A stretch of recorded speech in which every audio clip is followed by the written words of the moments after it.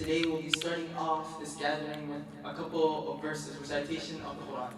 I would like to welcome a sister to read those verses. بالله من الشيطان الرجيم.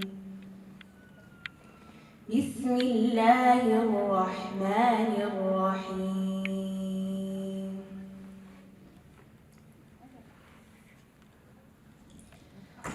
يا أيها الذين آمنوا كتب عليكم الصيام كما كتب على الذين من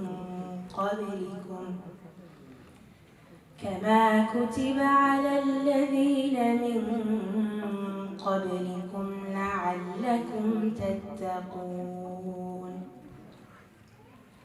أياما معدودات، فمن كان منكم مريضا أو على سفر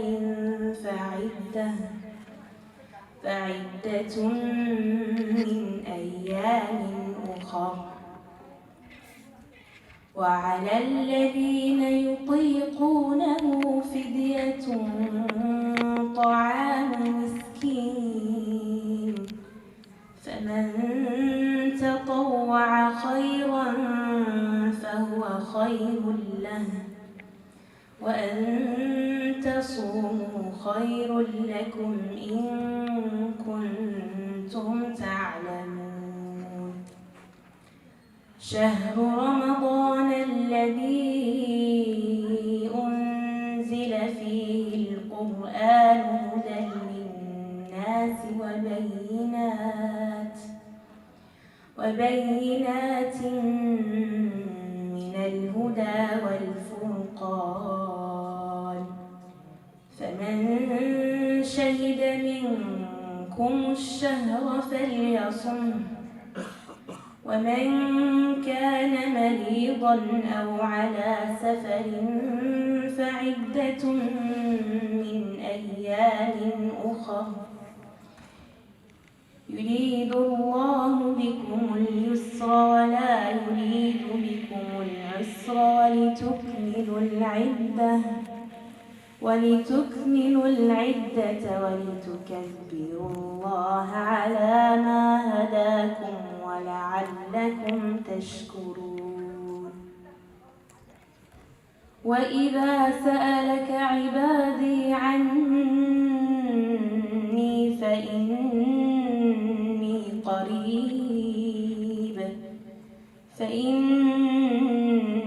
قريب أجيب دعوة الداع إذا دعان، فليستجيبوا لي وليؤمنوا بي لعلهم يرشدون.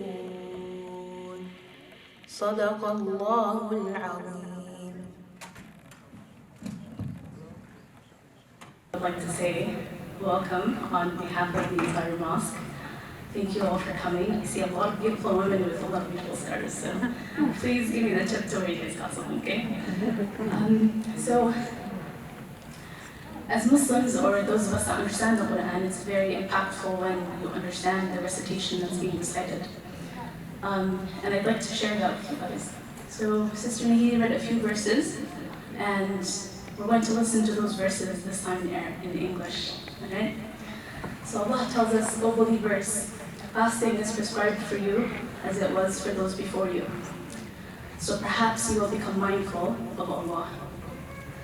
Fast a prescribed number of days, but whoever of you is ill or on a journey, then let them fast an equal number of days after Ramadan. For those who can only fast with extreme difficulty, compensation can be made by feeding a needy person for every day not fasted. But whoever volunteers to give more, it is better for you, it is better for them. And to fast is better for you, if only you knew. Ramadan is the month in which Quran was revealed as a guide for humanity with clear proofs of guidance and the decisive authority. So whoever is present this month, let them fast. But whoever is ill or on a journey, let them fast an equal number of days after Ramadan. Allah intends for you ease, not hardship, so that you may complete the prescribed period and proclaim the greatness of Allah for guiding you. And perhaps you will be grateful. And lastly, when my servant asks you, O Prophet, peace and blessings be upon him, about me, I am truly near. I respond to one's prayer when they call upon me. So let them respond with obedience to me and believe in me. Perhaps they will be guided to the right way. One of the most crucial factors to understanding the Quran is that regardless of whatever language you speak, for God is the creator of all things good. God is the one speaking to you in the language that you were birthed in. One of the biggest questions that I got to ask myself when I was younger was, okay, Allah He's a creator, and what does He create? What does He do? And so, over the years, as a student of the Islamic sciences, I've learned that Allah is the things that I want Him to be for me. So with this poem, I hope that you guys can understand who Allah is, not just from my perspective, but millions of other Muslims around the world. A Lord that is. A Lord that is the most compassionate, the most merciful, that is the creator of the heavens and the earth, that is unique, that does not birth nor is He birthed, that is beyond the limitations imaginable and of our own imagination. A Lord that is accessible through heartfelt supplication, that when we call upon Him, He is closer to us than our own jugular veins. O Lord, we seek protection in, we seek His love, we seek His knowledge, and we seek the light in His guidance. A Lord that is remembered through 99 names. A Lord that is ready to come to you when you most need it. A Lord that has prepared the highest of paradise for those who believe in Him fiercely. A Lord that is one. Allah, He is Al-Wahid. I hope this evening gives you guys an opportunity to learn about who Allah really is, aside from what media conglomerations tell you that we believe. One of the greatest things that I could possibly pass on to you guys, only from my very shallow understanding of Islam, is that Allah is the person who you come to when you need it most. He is the one you come to with your happiness. He's the one you come to with your sorrow. And when you leave Him to conquer your world or universe, He leaves you sufficient with Him. Thank you guys so much for listening to me. I hope that some of you guys can let me know where your stories are from. My name is Sameeyay. If any of you guys need any assistance in anything, I am an avid reader, so do let me know what you guys are interested in. Jazakallah khairan. Assalamu alaikum. May peace be upon all of you.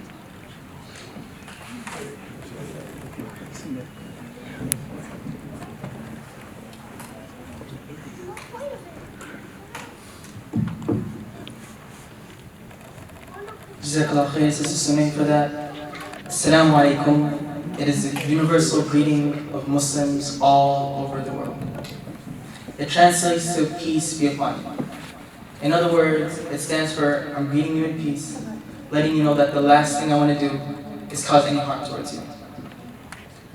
Standing in front of you today is a man on a mission. The goal here today is simple: to help grant you a better understanding of the religion of Islam, my religion. And the religion of Islam is a beautiful religion, and we'll be taking a look at it through the names of God. A little bit ago, verses pertaining to fasting were recited. And in order to truly understand why we fast, it's important that we understand who we do it for. Yes, the short and simple answer is that we do it for God. But who is God in Islam? This question is answered by God Himself throughout the Quran and Hadith. Sprinkled up throughout the Quran, the holy book of the Muslims, and the Hadiths, the sayings and teachings of our beloved Prophet Muhammad, peace and blessings be upon him. We are given names of God, chosen and given to us by God himself. So today I would like to take a look at some of these names so that we may get a better understanding of who God is in Islam. God is the most merciful, everyone's favorite name of his. He's merciful to you and me, the birds flying in the sky and the fish swimming in the sea. He's the one who gives you and me oxygen without asking us for a fee. And the day we have trouble breathing, we look up at the sky and shout, "Why me?" See, this is when we understand that God is all-wise with his legislations and his decree. Sometimes we might have a hard time understanding, but this is when we remember that God is all-wise. And that sometimes we may like something when it's bad for us, when we like something when it's good for us, we may dislike something when it's good for us, and like something when it's bad for us. God knows what we don't. He is all-hearing, all-knowing, all-seeing, and the disposer of all of our affairs. He's the creator of both you and me, who created us from dust, then a drop of sperm, then a clot of blood, into a full-grown human being. This goes to show that God is almighty, all-powerful, and how he took something so insignificant and made it into a person that can write and read. He not only created you and me, but also what we stand on and we look up to see. The sky, if we look at it for too long, our sight comes back to us in humility, not finding any deformities or defects. And we're left looking at the ground, whom he's made easy for us, not throwing us off every time we take a step. He is the first, he is the last. He's the ever-giving, the all-providing. He's the giver of life and death, and to him is our return. He is God, Allah, the only one worthy of our worship. That is who God is holistically. And this is all summarized in 4 short verses in the 112th chapter of the Quran, where God says, say, Allah is one, he is the all-sustaining, he has no children, nor was he given birth, and none is comparable to him. That is who we fast for, to show gratitude for the blessings, to seek forgiveness for our shortcomings, to show obedience to obeying his legislations, and to show empathy for those who don't have much, to seek his reward of eternal paradise, a place no eye has ever seen, no ears have ever heard, and no heart has ever dreamt of, and to seek refuge from the hellfire, which is fire is 69 times hotter than the fire of the world. That is why we fast. He is who we fast for. All praise is to Allah, Lord of the worlds, the most merciful, especially merciful, Master of the Day of Judgment. Him alone we worship, and him alone we ask for help. Guide us along the straight path, the path of those whom you are pleased with, not of those who are astray. That is what Prophet Muhammad sallallahu alaihi wasallam, peace and blessings be upon him, was called to, worshiping one God, the Creator. And that's what I'm inviting you to as well today. Thank you for listening. Next up, I would like to invite Imam Mulid up to the stage.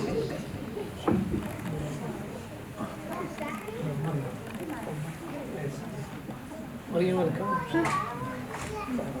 Yeah, Maryam, go ahead. No, it's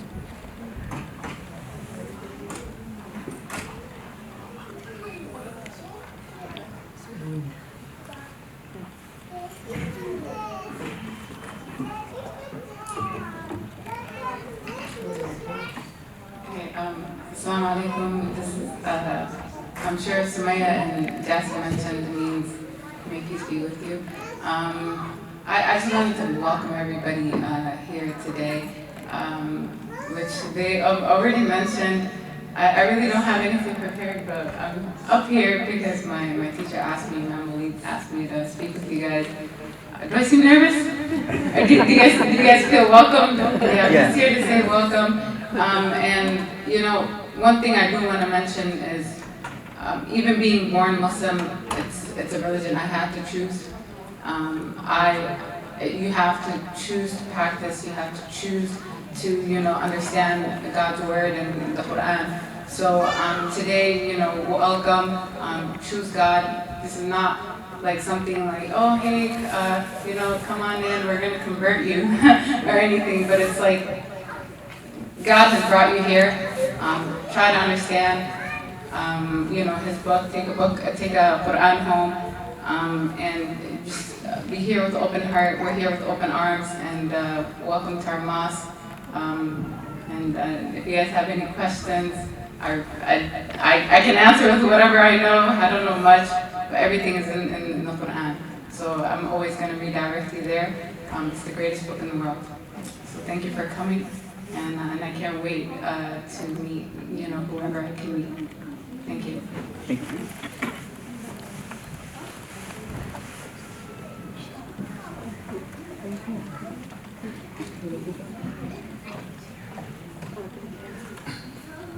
Hello. Some of you guys have met me before. As we were coming in, my name's Abdurrahman Yusuf. Michael.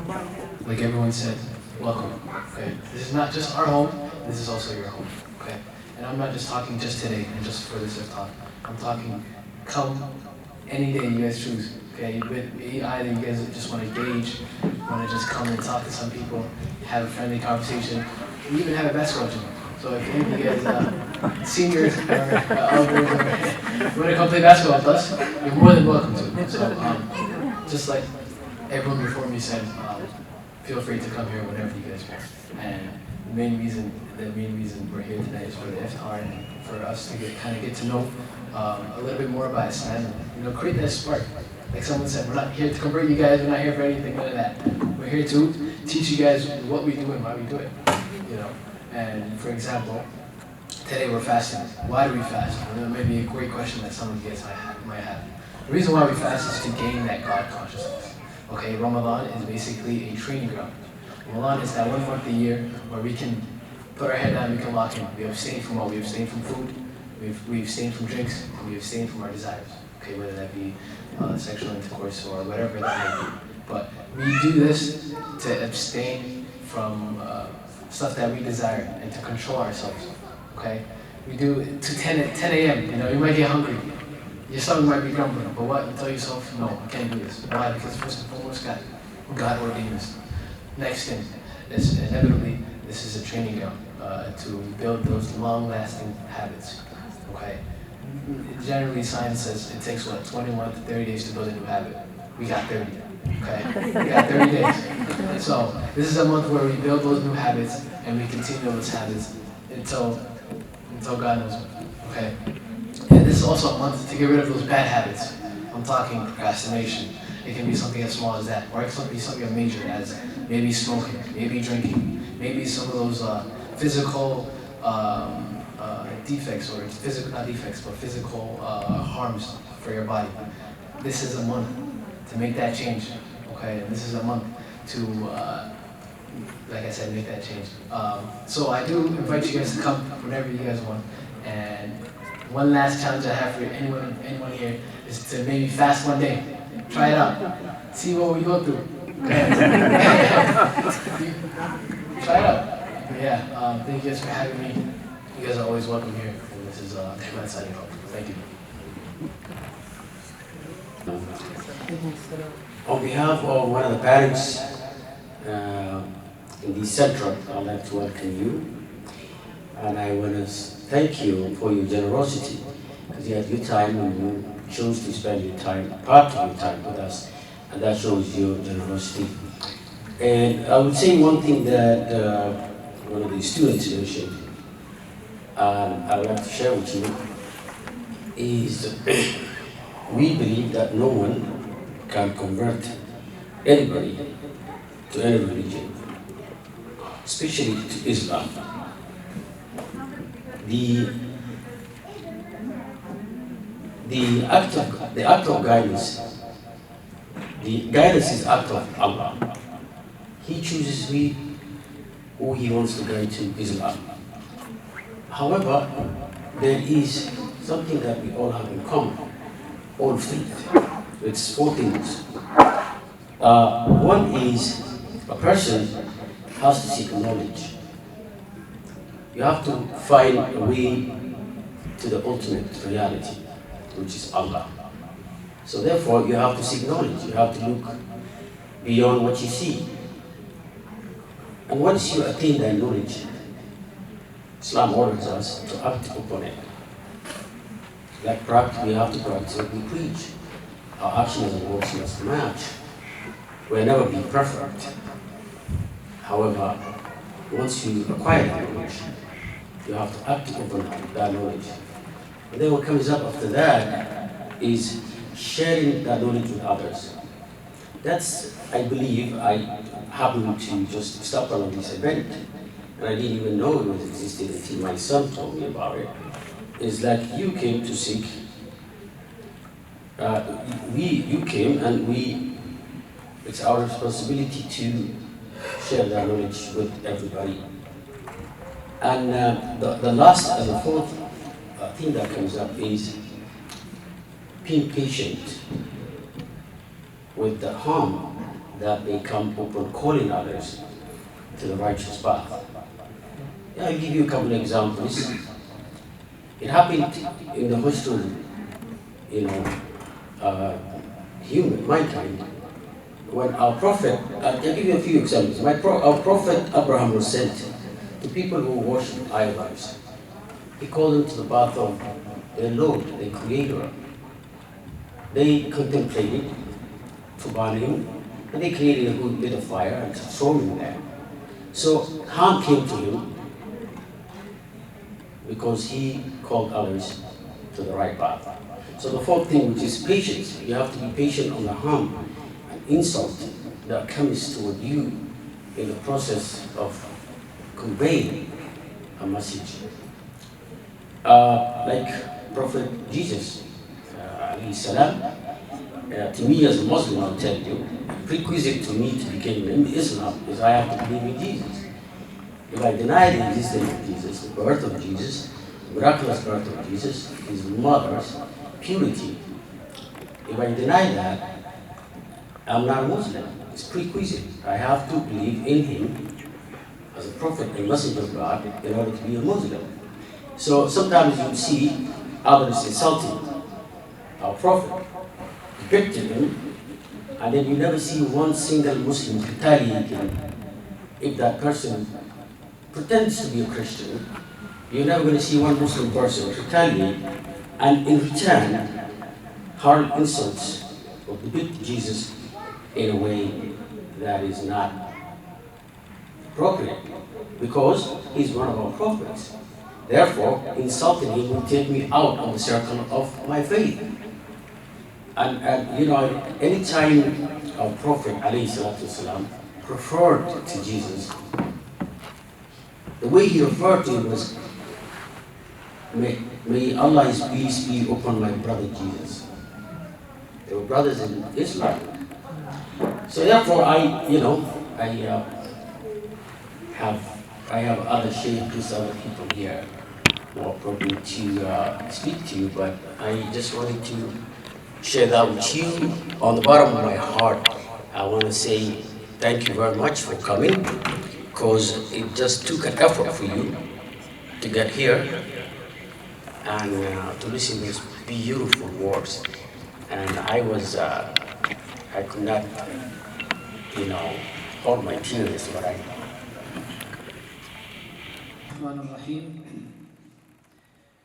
In the name of Allah, the most compassionate, the most merciful, we praise Allah all the time, and especially we praise Allah in this moment and in this time. I want to say to everyone who's here today, thank you very much for coming out, for deciding to spend your evening with us. It really means a lot to us. On behalf of the community, on behalf of the Abubakar Sadiq Islamic Center, and the people of this mosque, on behalf of everyone, we want to say to all of you, thank you very much. And it really makes me very happy when I see that people are coming from a short distance and also from a long distance. We have some people who came from a long distance, 100 miles. Wow, that's amazing. It is amazing, actually. for you to actually take that effort and to come here and to spend the time, that willingness and that dedication, my words will be inadequate. I cannot describe how grateful, how appreciative I am, and how appreciative we are as a community for your time and for your generosity. Because to be generous is not only with money, but it's also with time, with attention. So thank you very much for that. Today, the purpose of this open house is to extend the generosity of Ramadan to every single human being, to the neighbors, to the non-Muslims, and to everyone. If you look at the Quran, the way the Quran defines the month of Ramadan is very unique. You know, many times, if you ask a Muslim friend, what is Ramadan? Then people give a cultural definition of Ramadan. It is the time that people, Muslims, come together, they eat, they fast. But those are cultural definitions of Ramadan. The Quran gives us a divine definition of Ramadan, which is Ramadan is the time, it is the month in which the Quran was revealed. And that Quran is not only for the Muslims, that Quran is hudan linnas. It is a guidance for all humanity. And nas in Arabic, it means everyone. You and I, everyone. It's a guidance for every single human being on earth. Because we know that every human being is a seeker of guidance, right? We're all seeking guidance. And the Quran speaks to every single human being. So the month of Ramadan is the month that we attempt as Muslims to share the message of the Quran with the rest of the humanity, with the neighbors, non-Muslims, our friends, and everyone. When Allah says, هُدًى لِلنَّاسِ وَبَيِّنَاتٍ مِنَ الْهُدَى وَالْفُرْقَانِ, this Quran is a guidance for humankind, and it's also a clarification by which you as a person, if you read the Quran, you will be able to delineate the difference between the right from wrong. So it gives you that criteria, it gives you that clarification. The month of Ramadan is also a month of gratitude. It is a month that we remember those who are less fortunate. For 11 months, we have food on the table, we eat, we don't worry about getting food, we take it for granted. The month of Ramadan is the month of gratitude. It's the month we say that be grateful for the simple things you have in life. From morning until evening, you're not eating anything. But remember, there are people who are in this situation all the time. All the time. So it brings to us a sense of gratitude that whatever we have, blessings we have from God, from Allah, we should be thankful for it. You know, sometimes you find there are some people, just because of having that sense of gratitude, they're very happy. They're very happy.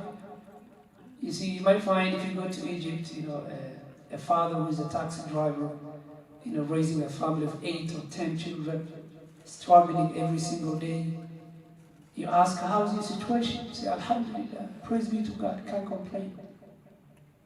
But then you find in other places, people that have everything almost, affluent. They have abundance of everything.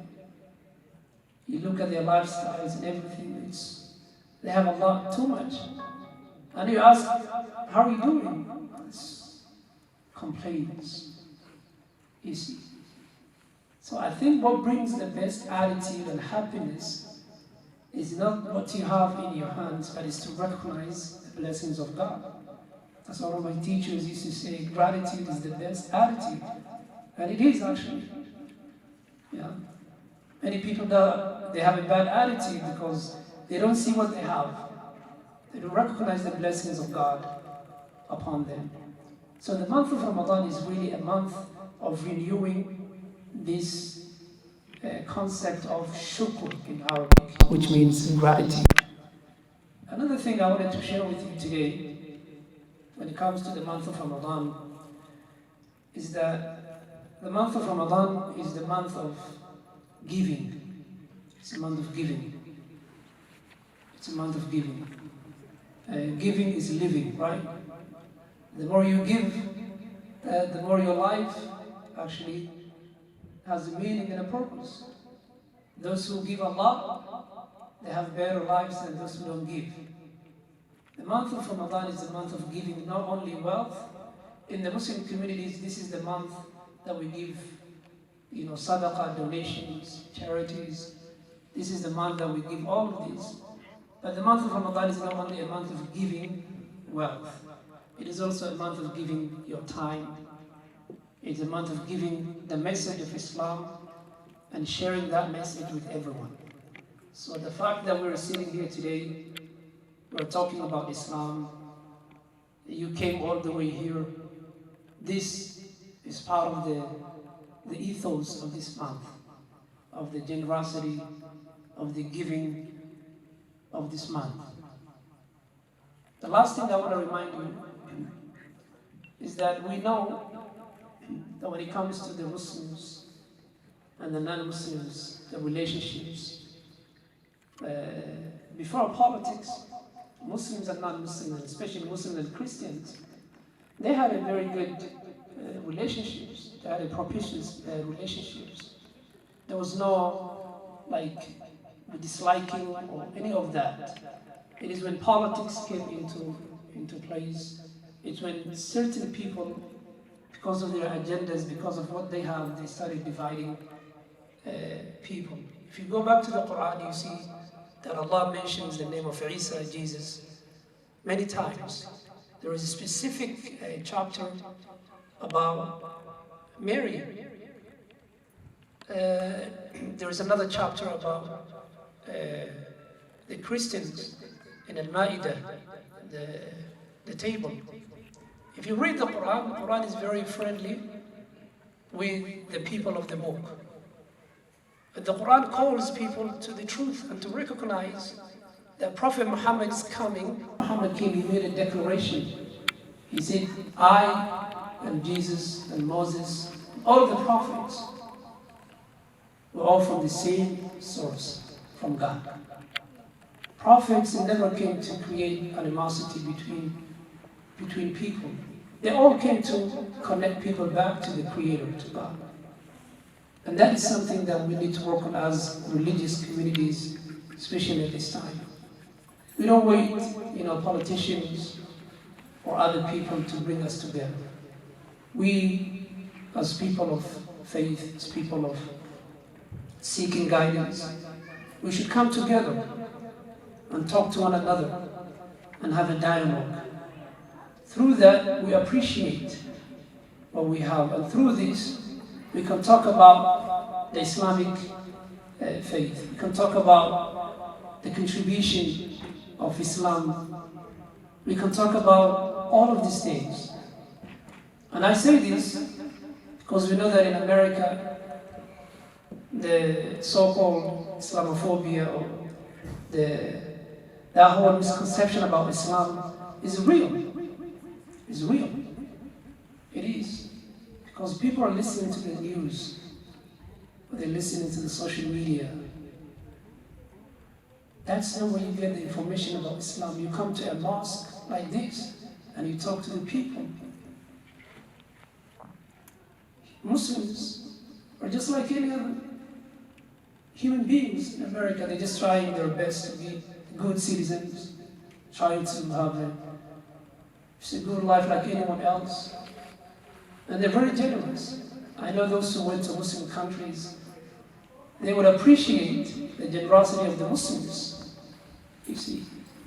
So today, as you come here and you share with us the meal and the iftar, the responsibility that is on us is when we go back to our own communities, we tell people about what we saw at the mosque. the hospitality, the accommodation, the generosity. And I hope that today, after we finish the open house, you will be an ambassador on behalf of us. And you tell other people about what you saw in this mosque. The whole reason for the open house is come back, come to the mosque, whoever you might be. And this mosque is open to everyone. That is the essence and the goal of this open house. And again, I want to say to all of you, thank you very much. It really means a lot to us. And for the remaining time, we have group activities. We'll be dividing into groups, and then there will be some volunteers from the community that will be leading the discussions. And I will be coming to each group if you have any questions, any feedback, whatever it may be. We want to spend the rest of the time, the rest of the evening, just to talk to one another. We don't want this open house to be people coming to the stage, speaking, delivering lectures, and then we leave. And we want to hear from you as well. So we'll divide you into groups, and then from there, we'll continue with our discussions. And again, thank you very much. May Allah subhanahu wa ta'ala bless us all, and may God guide us to the straight path. Wassalamu alaikum wa rahmatullah. So,